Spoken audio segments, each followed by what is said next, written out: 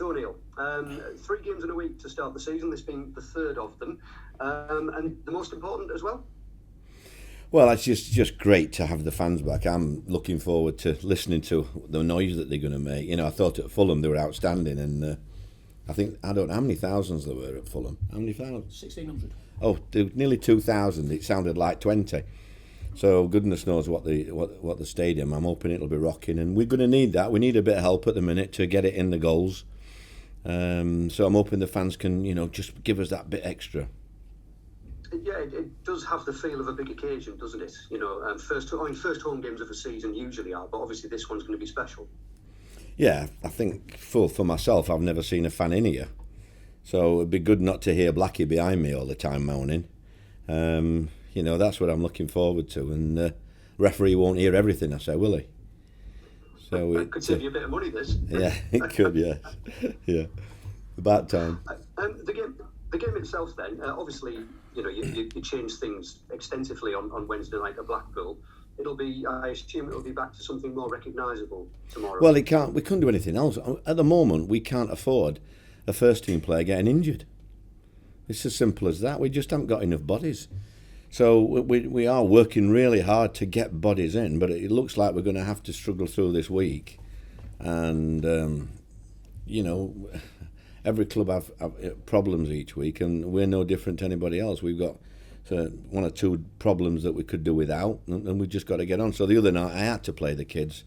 And really, I thought first half, if we'd have gone in 0-0, it would have been, I didn't see them scoring really. And then one of the young lads loses to concentration twice in a couple of minutes, and we're 3 down. It's a learning process, but I think it answered a few questions really. We are short in numbers at the minute. As far as the pursuit of new signings go, obviously it's been frustrating for you. You've mentioned that a few times. What have been the problems with getting people in, getting these deals across the line? There are all sorts of problems, really. As you expect, there's, you've got to talk to the agent, and Neil does. Neil talks to the agent. I try and talk to the player, but other clubs come in for players. They don't want to move. All sorts of things come into it. Some don't want to come to the northeast.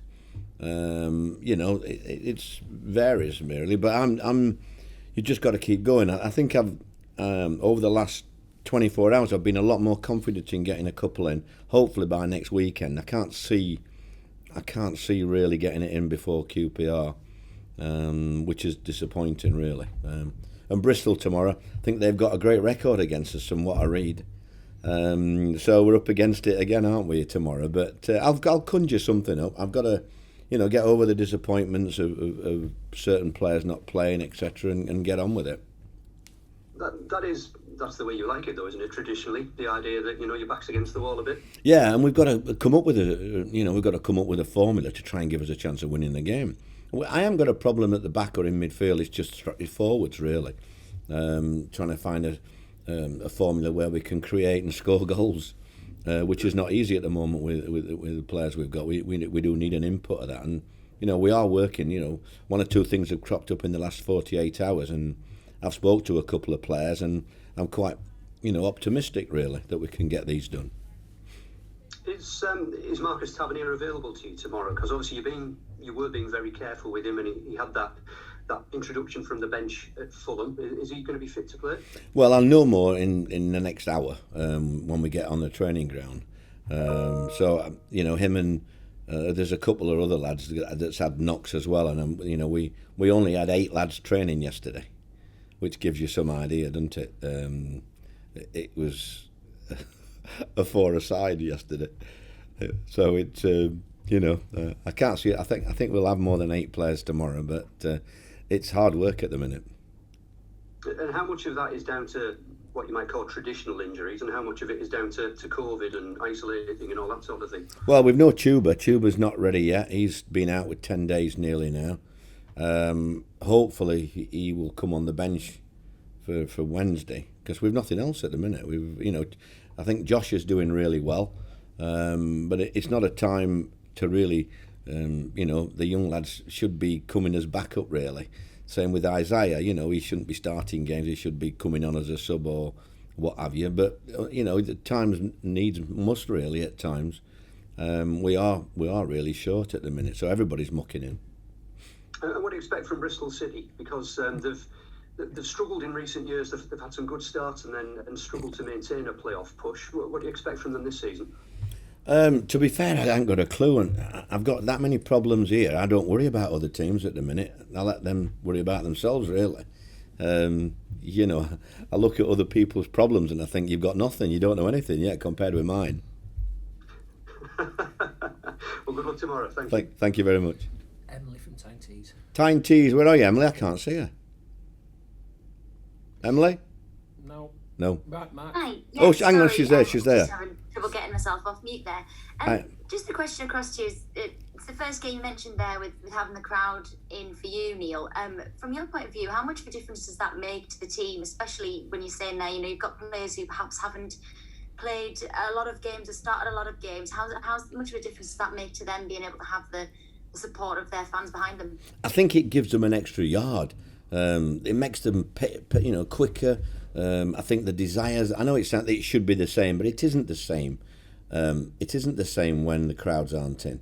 The crowds insist that you have that extra yard. They insist that you win that tackle and that header, and they keep the referee on the toes. And so I think it's just amazing. And like last week at Fulham, I enjoyed it so much more. And it wasn't 1,600, so I'm told, and yet I thought it was almost a home game. It was fantastic. I know you get the hardcore supporters away from home, but the noise was unbelievable. And I've deserved to have a fans behind me here. I've worked hard for that. I've been here. Goodness knows how long I've been here. It seems years. But to have the fans with us, it done half help me, and that's why I'm still in the game, to try and please fans and try and get them behind me. On a few summer signings, Neil, how many do you think you'll be able to get out tomorrow against Bristol? Sorry, what do you mean? How many? Who is it do you think you'll be able to put out tomorrow that maybe people haven't been able to see play yet? That I don't know really. I'm a bit in the dark. As I said to you, we only had 8 players training yesterday.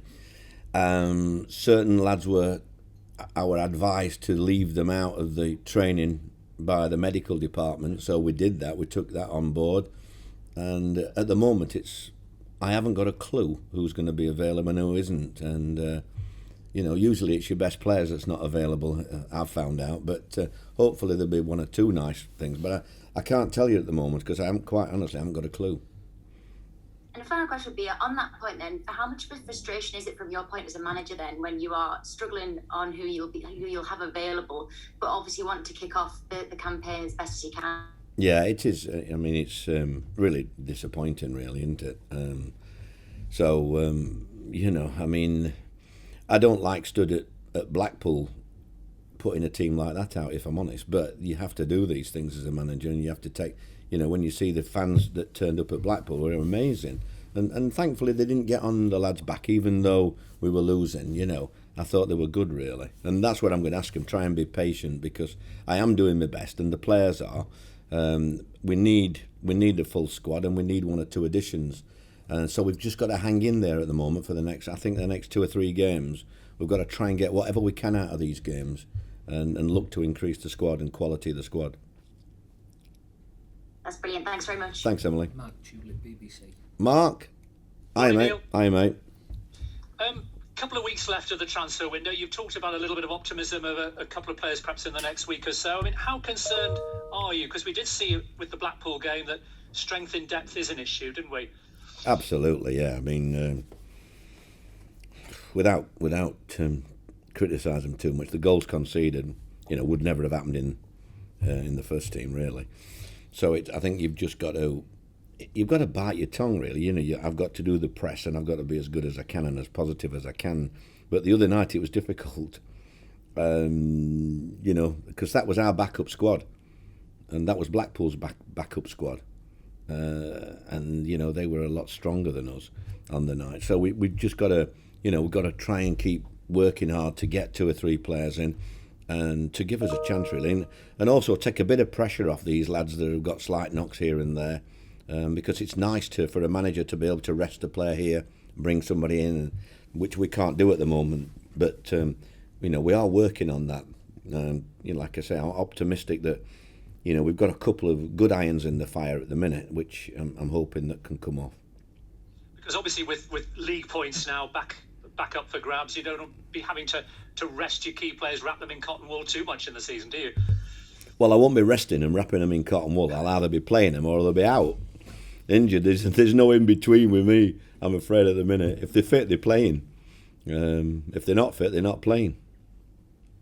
You've talked about how disappointing it's been playing, without the fans. I mean, just how much are you looking forward to the Boro faithful getting behind the team?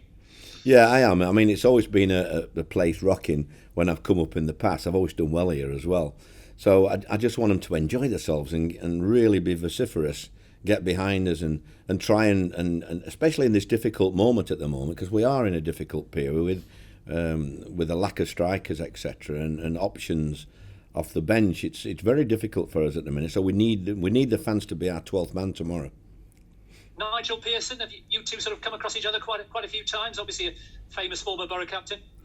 Yes, he really thought of well up here, isn't he? He did ever so well up here. Nice lad. I've always got on well with Nigel, and looking forward to it. Obviously I'd like to have my full squad available for selection, but you sometimes beggars can't be choosers.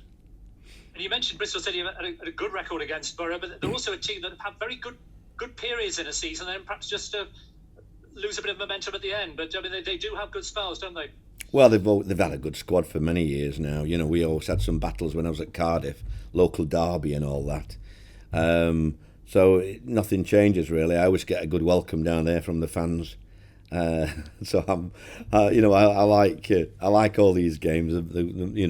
The more the merrier really. But I've just you've just got to hope that you can get a stronger side as you can out. And hopefully you do get one or two forwards in. But this was the last one for me. I know you're on. No, don't worry, carry on.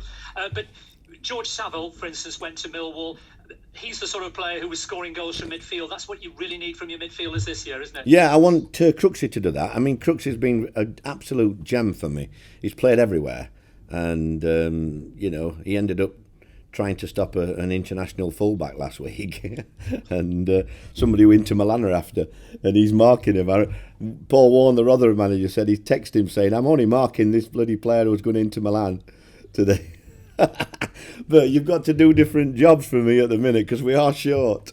But it would be nice. I'd like to put him in just behind the striker, and because he'll get goals, and we need goals. So set pieces are going to be important, and also people like Crooksy if we can. Fingers crossed for 3 points tomorrow. Thanks a lot, Neil. Thank you.